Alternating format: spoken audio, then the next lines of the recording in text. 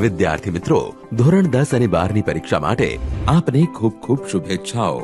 આવો પરીક્ષા આપતી વખતે વિદ્યાર્થીઓએ ધ્યાનમાં રાખવા જેવી અગત્યની માહિતી મેળવીએ। વિદ્યાર્થીઓ પરીક્ષા કેન્દ્રમાં પ્રવેશ કરતી વખતે પ્રવેશપત્ર હાથમાં રાખો, જેથી પ્રવેશ મેળવતી વખતે ચકાસણી કરવામાં સરળતા રહે। પરીક્ષા સ્થળ ઉપર બિનજરૂરી સામાન કે સ્કૂલ બેગ લાવવાની નથી। ભૂલથી લાવ્યા હોવ તો નિર્ધારિત કરેલ જગ્યાએ મૂકવી। પરીક્ષા સ્થળ પર દર્શાવેલ બેઠક વ્યવસ્થા જાણી લેવી। પરીક્ષા સ્થળ ઉપર મોબાઈલ કે કોઈ ઇલેક્ટ્રોનિક ગેજેટ લઈ જવું પ્રતિબંધિત છે। તેમ છતાં આપની પાસે ભૂલથી મોબાઈલ કે ઇલેક્ટ્રોનિક ગેજેટ રહી ગયેલ હોય તો કેન્દ્ર પરના સ્ટાફ પાસે પરીક્ષા ખંડમાં પ્રવેશતા પહેલા જમા કરાવો। પ્રિન્ટેડ કે હસ્તલિખિત પરીક્ષાલક્ષી માર્ગદર્શક વાંચન સાહિત્ય ભૂલથી લાવ્યા હોય તો પશ્ચાતાપ પેટીમાં મૂકવું।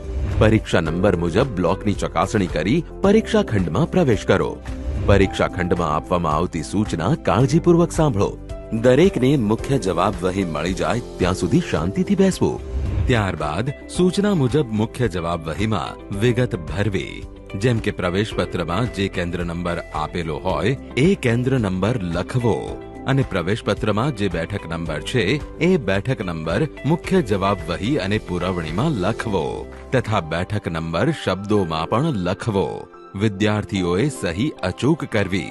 ત્યારબાદ વિષયનું નામ અને કોડ નંબર, પરીક્ષાની તારીખ અને જવાબની ભાષા લખવી। સીસીટીવી કેમેરા સમક્ષ પ્રશ્નપત્રનું પેકેટ ખોલવામાં આવશે અને વિદ્યાર્થી પાસે પ્રશ્નપત્રનું પેકેટ સીલબંધ છે તે બદલની ખાતરી કરાવી સહી લેવામાં આવશે। પ્રશ્નપત્ર પૂરું અને યોગ્ય મળ્યું છે તે ચકાસી લેવું। દરેક વિદ્યાર્થીઓએ બારકોડ સ્ટીકર પર લખેલ બેઠક નંબર તથા પ્રવેશપત્ર પર લખેલો બેઠક નંબર એક જ છે તેની ખાસ ચકાસણી કરી લેવી। પરીક્ષા દરમિયાન આપના પ્રવેશપત્ર પર નિરીક્ષકની સહી કાળજીપૂર્વક કરાવી લો। મુખ્ય જવાબ વહી અને પુરવણી મળ્યાના પત્રક પર સહી કરવી। પરીક્ષા દરમિયાન સમયની માહિતી આપતા બેલને ધ્યાને લઈને જવાબ લખો। 10 મિનિટ બાકી હોવાનો બેલ વાગે ત્યારે પુરવણી જોઈતી હોય તો લઈ લેવી અને દોરાથી મુખ્ય જવાબ વહી અને પુરવણી બાંધી દેવી તથા સરવાળો કરી તેની સંખ્યા લખી દેવી। ત્યારબાદ કોરા પેજ પર લાઈન કરી દેવી અને છેલ્લે સૂચના મુજબ મુખ્ય જવાબ વહી અને પુરવણી પર સ્ટીકર લગાવવું।